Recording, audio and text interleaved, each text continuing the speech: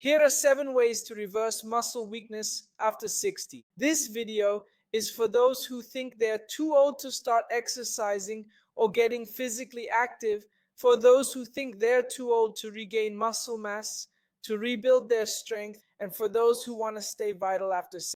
I'll give 7 tips for seniors wanting better health and life quality. 7 tips for those who don't want to feel their age anymore. We start losing lean muscle mass from age 30. On average, we lose about 8% every decade. It's an issue we need to address from a younger age. But if you're over 30, it's not too late to catch up. This video is for those who want to hold their grandkids without needing help and shop independently at the grocery store, who wants independent perform daily activity. Remember, it's never too late to change and adopt a healthy lifestyle. Let's discuss 7 ways for seniors to reverse muscle weakness and sarcopenia. Grab a pen and paper to note our 7th tip for today, which is before Darwin's evolution theory, there was a botanist named Jean-Baptiste Lamarck. Lamarck, among other theories, proposed the law of use and disuse. What does this law mean? Body parts used frequently become stronger and more developed, while less used body parts atrophy. In other words, use it or lose it. It's common to see an elderly person when sarcopenia symptoms like pain and weakness appear. This person starts moving less and less. He becomes increasingly sedentary, spending more time sitting, more settled,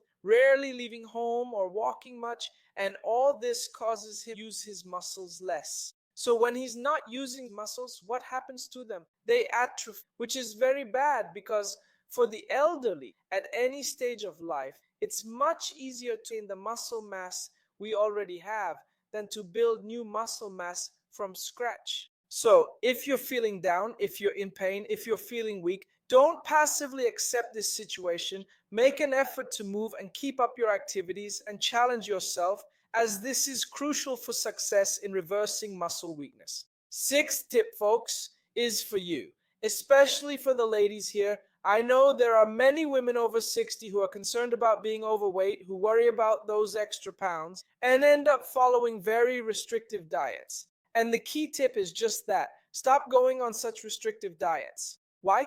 Of course, obesity and being overweight can hinder your ability to walk, may cause knee pain, and worsen signs and symptoms of hip arthritis. But losing weight differs from losing muscle mass. When someone goes on a very restrictive diet, eating very little, it leads to muscle mass loss, which reduces metabolic rate, resulting in lower calorie needs. This causes rapid fat gain, known as the yo-yo effect. A person who barely eats for a month, then when they start eating again, excess calories are stored as fat, and all progress is quickly undone in a way that's harmful to the body. So, our 2nd or 6th tip is to stop restrictive diets.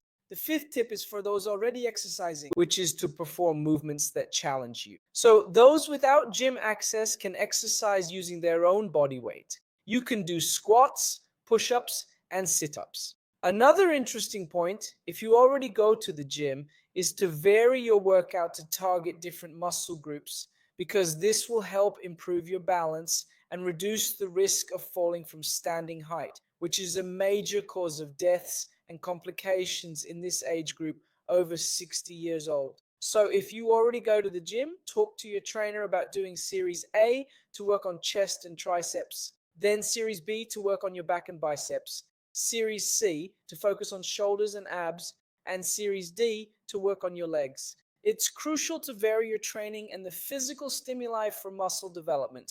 So the 5th tip is to do exercises that challenge you. The 4th tip, which is one of the most important, we've talked about this before on the channel, is for elderly people with sarcopenia, for seniors who are losing lean mass, for older adults who are feeling weak. It's crucial to increase protein intake. Older adults need more protein than younger people. A good protein measure for seniors without kidney issues is 1.5 grams of protein per kilogram of body weight. So what does this mean? If you weigh 70 kilos, multiply by 1.5.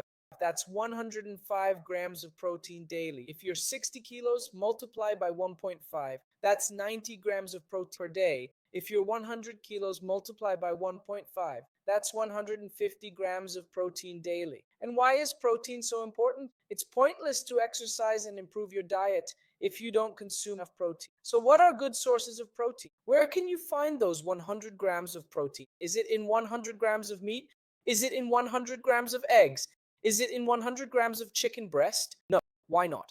Because 100 grams of chicken breast is the total weight, but that doesn't mean it contains 100 grams of protein. A 100-gram chicken breast has only about 20 grams of protein. We need to focus on the protein content, not the total weight of the food. Ora pro nobis is also an excellent protein source. So what protein sources do we have? Eggs, meat, fish, and chicken.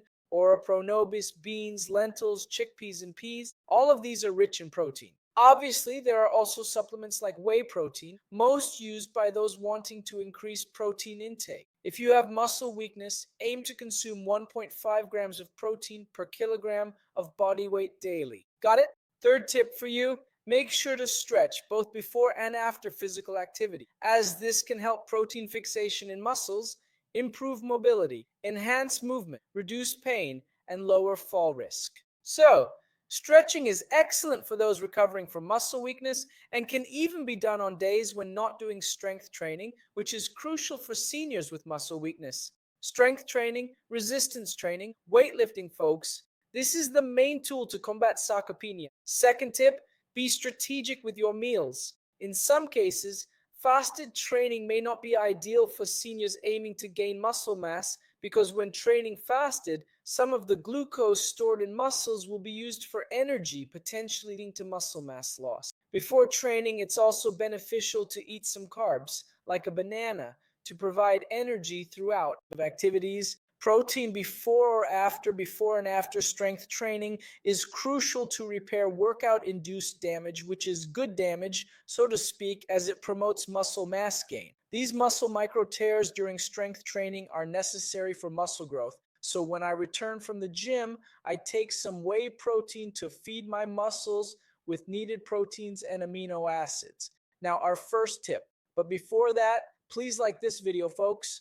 We're direct, no fluff, bringing you quality info. Your like, thumbs up, or positive reaction can help this content reach someone else over 60 with muscle weakness who will follow these guidelines, and what'll happen? They'll improve. So your like has the potential to save a life for sure. Let's make this message go viral.